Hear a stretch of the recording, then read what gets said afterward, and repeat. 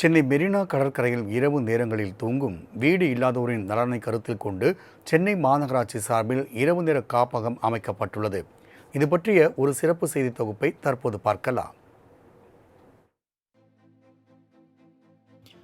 வசதி படைத்தவர்களும் ஒருவேளை சோற்றுக்கே பரிதவிப்பவர்களும் கொண்ட சென்னை மாநகரில் நிற்கவே நேரமின்றி எந்திர வாழ்க்கையை வாழ்ந்து கொண்டிருக்கின்றனர்.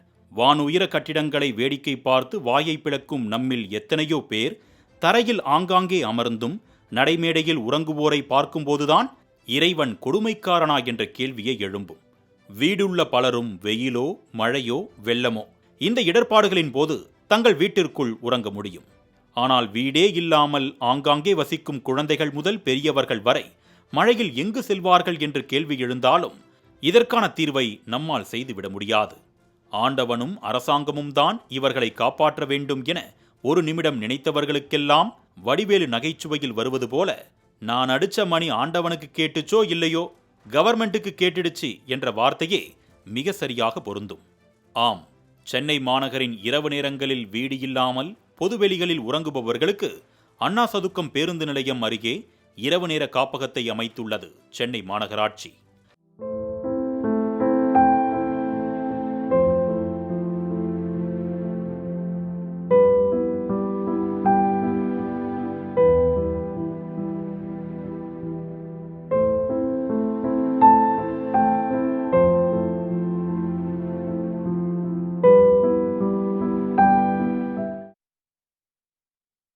யாசகம் கேட்பவர்கள் தொடங்கி வாழ்ந்து கெட்டவர்கள், ஆதரவற்றவர்கள் இவர்களெல்லாம் இரவில் சாலையின் ஒதுக்குப்புறங்களிலும் சுரங்கங்களிலும் தான் உறங்கினர்.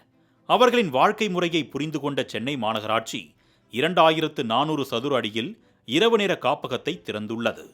இந்த காப்பகத்தில் ஒரே நேரத்தில் 80 பேர் வரை தங்கிக் கொள்ள முடியும். ஒவ்வொருவருக்கும் பாய், தலையணை, போர்வை உள்ளிட்டவை விரைவில் வழங்கப்பட உள்ளது. மேலும் அத்தனை பேரும் பயன்படுத்தக்கூடிய வகையில் கழிவறை உள்ளிட்ட வசதிகளும் ஏற்படுத்தப்பட்டுள்ளது. தற்பொழுதைக்கு இந்த காப்பகத்தின் பராமரிப்பு பணிகளை தனியார் தொண்டு நிறுவனம்தான் மேற்கொள்ளப்பட உள்ளது. இங்குள்ளவர்களுக்கு தேவையான உணவு அம்மா உணவகம் மூலம் விநியோகிக்கப்பட உள்ளது கவனிக்கத்தக்கது. இது பற்றி சாலையோரம் வசித்து வந்த தீபா என்பவர் கூறும்போது, மெரினா கடற்கரையில் 10 மணிக்கு மேல் விரட்டி விடுவார்கள். இந்த இரவு நேர காப்பகம் என்பது சிறிய அளவில்தான் உள்ளது. தற்பொழுது இருக்கும் இந்த காப்பகம் திமுக ஆட்சியில் திறக்கப்பட்டுள்ளது. ஒருவேளை ஆட்சி மாறினால் இந்த கட்டிடம் இருக்குமா என்கின்ற சந்தேகம் உள்ளதாகவும் கூறுகிறார். நாங்கள் எல்லாம் இங்கே தான் படுத்துனுக்குறோம். இங்கே படுப்போம், இல்லைன்னா அந்த உருட்டைக்கல் மாதிரி இது ஒரு ரோட்டில் படுத்துனுப்போம். இப்போதைக்கு இங்கே போலீஸ் வந்து 10 மணிக்கு மேலே யாரும் படக்கூடாது. பீச் உள்ளேருந்து இங்கே மெயின் ரோட்டில் கூட யாரும் படக்கூடாது. அதனால் இப்போ எங்கே நினைக்கிறோமோ ஒரு இடம் கட்சாங்க படுத்துக்கிறாங்க ஜனங்க. இந்த இடத்துக்கு மட்டும் நீங்கள் பார்த்து வீடு கட்டினா இப்படி வீடு இல்லாதவங்க நிறைய பேர் இருக்கிறாங்க. எல்லாம் சிட்டியில் இருக்கிறாங்க.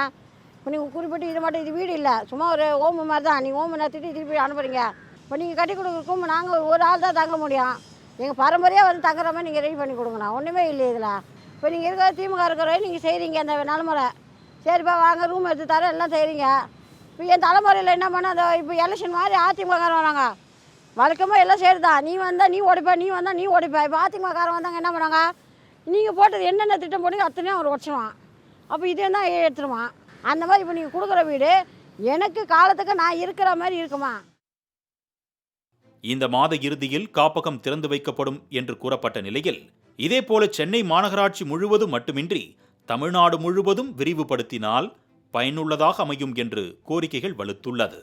மெரினா கடற்கரைக்கு தினந்தோறும் பொதுமக்கள் 1000க்கும் மேற்பட்டோர் வருவது என்பது வழக்கம். அந்த வகையில் மெரினா சாலைகளிலும் மெரினா கடற்கரை மணல் பரப்புகளிலும் வீடு இல்லாதவர்களும் முதியவர்களும் இரவு நேரங்களில் தூங்குவதை நம்மால் பார்க்க முடிகிறது. குறிப்பாக இவர்கள் இரவு நேரம் தூங்கும்போது ஒரு அச்சத்துடனே தூங்குகிறார்கள். இதனை கருத்தில் கொண்டுதான் சென்னை மாநகராட்சி இரவு நேர காப்பகத்தை கட்ட முடிவு செய்திருந்தார்கள். அதன் அடிப்படையில் அண்ணா சதுக்கம் பின்புறத்தில் இருக்கக்கூடிய இடத்துல 2400 சதுர அடியில் 86,20,000 ரூபாய் செலவில் இரவு நேர காப்பகத்தை தற்போது கட்டி வருகிறார்கள். 80% பணிகள் என்பது நிறைவடைந்திருக்கிறது. இன்னும் 20% பணிகள் மட்டுமே மீதமுள்ள இருக்கக்கூடிய சூழ்நிலைகளில் இந்த பணிகள் இன்னும் 2 வாரத்திற்குள் முடிவடையும் என்றும் தெரிவித்திருக்கிறார்கள். 2 வாரத்திற்கு பிறகாக வீடு இல்லாதவர்கள் இந்த இரவு நேர காப்பகத்தை பயன்படுத்தலாம் என சென்னை மாநகராட்சி தரப்பில் தெரிவித்திருக்கிறார்கள்.